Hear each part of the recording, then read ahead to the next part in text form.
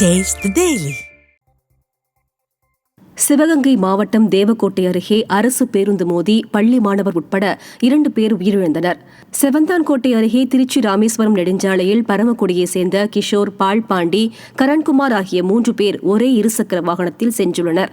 அப்போது எதிரே வந்த அரசு பேருந்து மோதிய விபத்தில் கிஷோர் மற்றும் 10ஆம் வகுப்பு மாணவர் பால்பாண்டி இருவரும் பலத்த காயமடைந்து உயிரிழந்தனர். கரண்குமாருக்கு தேவக்கோட்டை அரசு மருத்துவமனையில் சிகிச்சை அளிக்கப்படும் நிலையில் விடியா அரசு மனசாட்சியை இன்றி இயக்கி வரும் ஓட்டை உடைசல் பேருந்துகளால் விபத்துகள் நேரிடுவதாக மக்கள் ஆத்திரத்துடன் தெரிவித்தனர். ஸ்டாலின் அரசின் இரட்டை நிலைப்பாட்டால் விழுப்புரம் மாவட்டத்தில் நீட் தேர்வு தேர்ச்சி விகிதம் பாதிக்கப்பட்டது. ஸ்டாலின் அரசு ஒரு பக்கம் நீட் தேர்வை எதிர்ப்பதாக நடித்துக்கொண்டே மறுபக்கம் நீட் நுழைவுத் தேர்வு பயிற்சி வகுப்புகளை விழுப்புரம், திண்டிவனம், செஞ்சியில் நடத்தியது. இந்நிலையில் விழுப்புரம் மாவட்ட அரசு பள்ளி மாணவர்கள் 502 பேர் நீட் தேர்வினை எழுதினர்.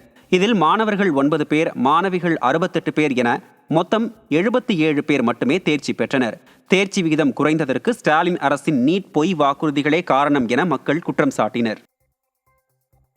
திண்டுக்கல் மாவட்டம் கொடைக்கானலில் வார விடுமுறையை முன்னிட்டு சுற்றுலா பயணிகள் வருகை அதிகமாக காணப்பட்டது.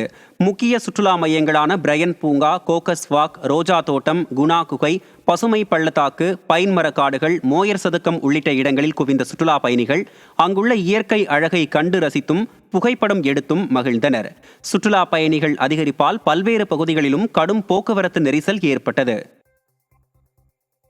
திருப்பூர் மாவட்டம் உடுமலையில் விடியா திமுக நிர்வாகியின் கூட்டாளிகள் உணவக ஊழியரை கண்மூடித்தனமாக தாக்கும் வீடியோ காட்சி வைரலாகியுள்ளது.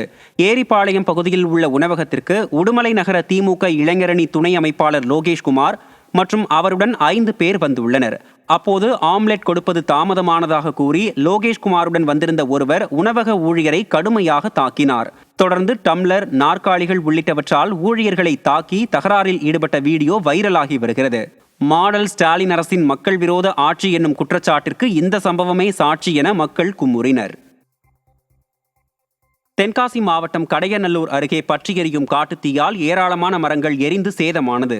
புளியங்குடி மேற்கு தொடர்ச்சி மலையில் திடீரென பற்றிய தீ காற்றின் வேகம் காரணமாக வேகமாக பரவியது. இதனையடுத்து பசுமையான செடி கொடிகளை ஒடித்து அதை வைத்து தீயை அணைக்கும் பழமையான முறையில் வனத்துறையினர் ஈடுபட்டனர். இதனால் ஒரு பக்கம் தீயை அணைத்தால் மறுபக்கம் தீ பற்றி கொள்கிறது. இப்படி தீயை அணைக்கக்கூட வனத்துறையினருக்கு போதிய நவீன உபகரணங்களையோ பயிற்சியையோ விடியா திமுக அரசு வழங்காத நிலையில் தீயை அணைக்கும் பணி பெரும் சவாலாக மாறி அரிய வகை மூலிகைகள்